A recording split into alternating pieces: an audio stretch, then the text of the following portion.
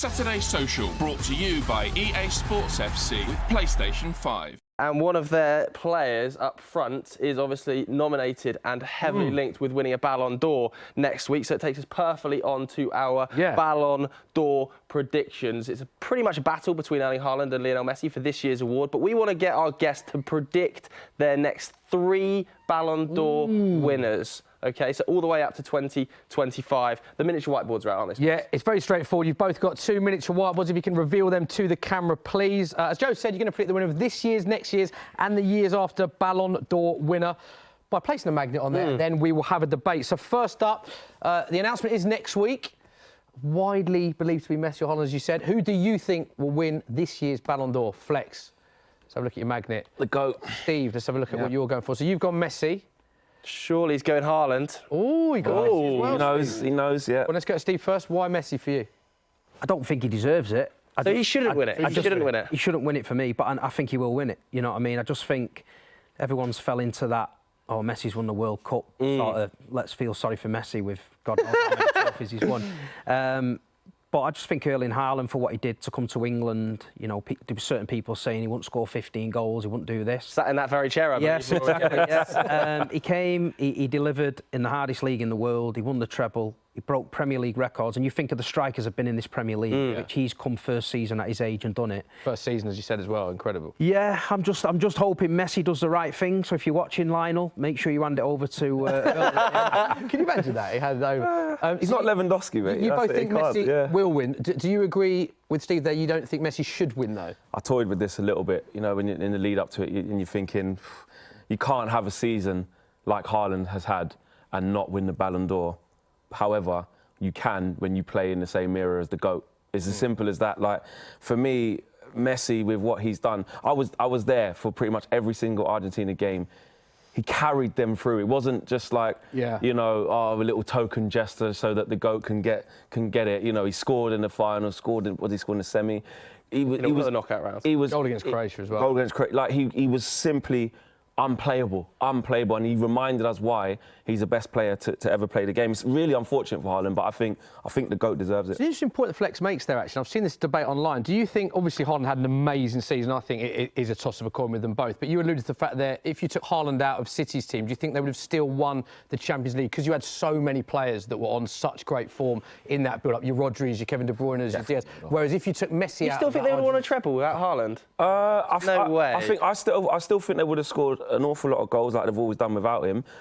Maybe not one player would have scored as many as Haaland did, but let's not act like City haven't been cleaning up. In the lead-up, you know, in the semi-final against Real Madrid, you know, people say he missed quite a few chances. You don't even think he scored in them games. So you're saying, whereas if you take Messi out of the World Cup team, no chance they don't win it. Impossible. But you take Haaland out of the Champions League team, you think they still... They're at least getting a double. They're still... Manchester City have cleaned up without Haaland. No, I don't agree. I think that people, they're focusing on what Haaland's the goal scores he scores, you know what I mean? He does a lot off the ball. There's games where Haaland, you see him make a run across the defenders and they're following him. He leaves gaps for other people. I think Erling Haaland does a lot for the team, I think the games against Arsenal last season when he was dropping deep and playing off with De Bruyne. But there's a shout for, if we're talking about the World Cup, Alvarez won the World Cup and the treble. And did everything both of these players done, but no one's talking about him. The GOAT. He's not. I think I agree. Alvarez has been brilliant. And he this guy here with Erling Haaland. The thing is with the Ballon d'Or, right, is obviously his goals with Erling Haaland. The way he scores so many goals, fine, got no problem with that. But in terms of a football purist, somebody who can do things with the ball that nobody else can, the one who plays the game, it almost like poetry, where it's just beautiful to see and hear. Messi is just on a different planet, and if you don't supply Erling Haaland, I think there's an argument that he can be frozen out the game, you don't really know he's there. You can't do that to Messi. Messi will always impact the game, whether he's dropping deep, providing assists, whether you want him to stick it in the top corner from a free kick, whether you want him to take on 3 or 4 players and put it in the back of the net.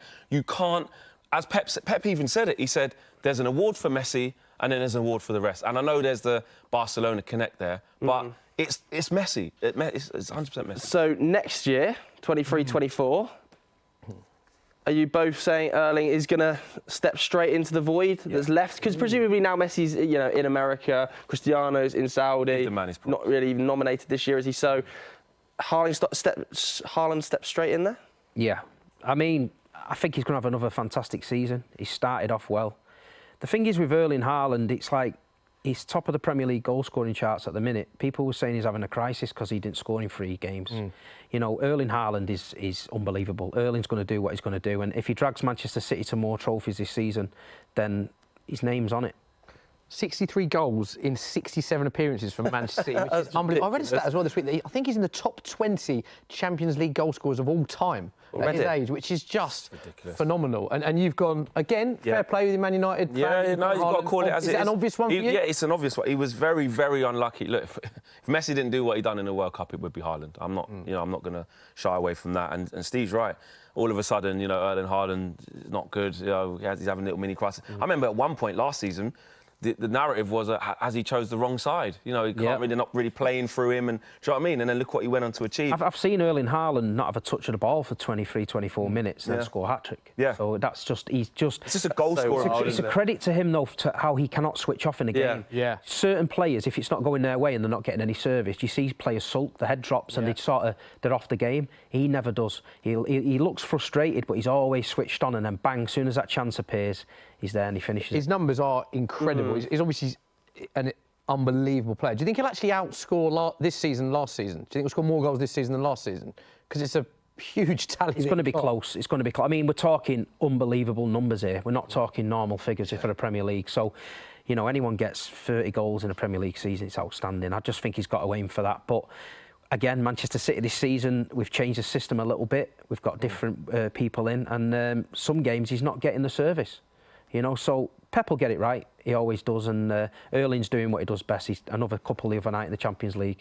Yeah, not even at KDB. Don't worry. Exactly. Should we go to the next year then? I feel like this is the toughest one to do. Yeah, I think so as well. 2 years ahead. Predicting 2 years ahead, Kylian and Jude. Okay. Hey, Jude. So you think Jude at Real Madrid, a midfielder, He'd be playing for City then? Glory days, yeah. No, I do. I think Jude Bellingham. It's hard to predict, like you say, a couple of years, but the way he started at Real Madrid, it's not like it's Real Madrid. They're over the moon with him. He's playing well for England. He's just a generational talent, and I think, if Real Madrid carry on building around Jude, maybe Mbappe ends up there as well. You're looking at Jude Bellingham, Mbappe in a team. Maybe that might be their year, and I just think he's destined to win it. Yeah, 12 goals and 5 assists in 15 appearances for Real Madrid this season. The fans love him as well. Actually, I was reading a blog piece about how they absolutely love him there. You mentioned Mbappe and Jude potentially playing together. You think Mbappe will pip Jude for that award? That's why I've gone for him, because I think he'll be at Real Madrid by that time. So he can't win it at PSG, don't think? Nah. No. Nah, I don't think so. Not in the next couple of years, because I just don't think they're going to get the honours. I don't think they're going to win the Champions League. Of course, they'll probably win Liga. And, of course, Mbappe can do something on the world stage. I understand that. But I just think Erling Haaland, like you said, with the numbers in the next year, will pip him. And by the time it gets to 24, 25, I think Mbappe will probably be at Real Madrid and be their main man. And French, who are, such a force on the international stage. Look at what he did in the World Cup final. Exactly. That had gone a different way. He would probably been in the conversation for this year's, wouldn't it? Yeah. Exactly. So Mbappe's destined to get it. Destined. Big Mbappe-Haaland debate. There are two players that always get compared with each other. Where do you stand on that debate, Steve? Because both of them, we've seen you've got Mbappe and Haaland. We're speaking about both on the board as potential Ballon d'Or winners. No, they're fantastic. I love watching Mbappe. I do. But every time City's come up against PSG, we've run out the winners. But Erling at the minute, obviously, I'm watching him week in, week out, and I'm just enjoying watching Erling Haaland. I think he's, a couple of years ago, old-fashioned number 9s in football were dead. Nobody really went down that route. All of a sudden, he's back, and he's doing his thing. And let them free, I should say, go for it in the next few years. It'd be interesting to see.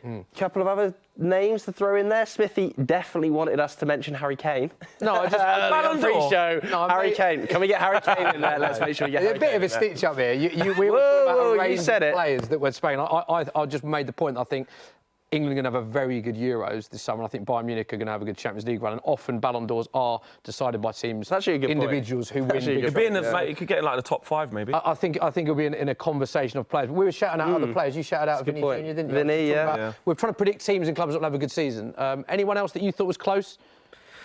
But if you're predicting in a couple of years, I mean, Alvarez, the way he started this season as well, you know what I mean? He's scoring goals for fun, and you look at him, what he's winning. If Pep can find a position for Alvarez regular, where they can link up, maybe a little enlarged partnership with Erling, like Calvin, Phillips and Quinn back in the Sunderland. I'm dreaming of that partnership. But I don't think Pep wants Erling doing that. But no, you never know. Alvarez has had, like we say, he's won the World Cup. Everything Messi and Haaland did last season, Alvarez done. Big fan of Alvarez. Mentioned him a lot, isn't he?